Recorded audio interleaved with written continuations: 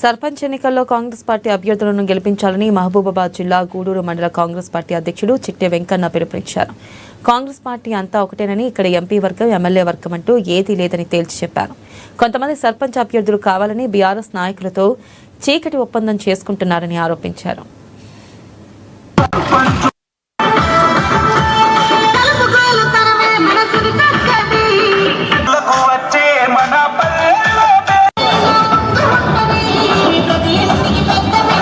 సర్పంచ్ అభ్యర్థులను ఎమ్మెల్యే గారి ఆదేశాల మేరకు ప్రతి ఒక్క గ్రామ పంచాయతీ నుంచి కూడా మూడు పేర్లు తీసుకొని, అంటే స్థానికంగా ఉన్నటువంటి మా యొక్క కార్యకర్తలు ఏదైతే పేర్లు సూచించినారో ఆ సూచించిన పేర్లను మూడు పేర్లను తీసుకొని, ప్రతి గ్రామం నుంచి కూడా మూడు పేర్లను తీసుకొని ఎమ్మెల్యే గారికి సమర్పించడం జరిగింది.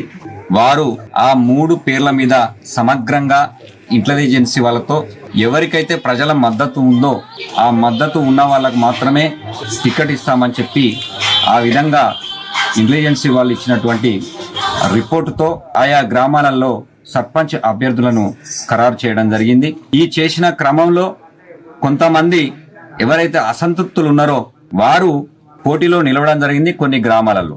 అయితే ఈ సందర్భంలో వాళ్ళు ఎంపీ గారి పేరు వాడుకొని ఆయనే చెప్పనప్పటికి కూడా మేము కూడా కాంగ్రెసే, మాకు ఎంపీ గారి మద్దతు ఉందని చెప్పేసి పేరును వాడుకుంటున్నారు తప్ప ఎక్కడ కూడా ఎంపీ గారు దీంట్లో జోక్యం చేసుకొని అభ్యర్థులను ఫలానా అభ్యర్థులు నా అభ్యర్థులు అని చెప్పిన సందర్భం అయితే లేదు.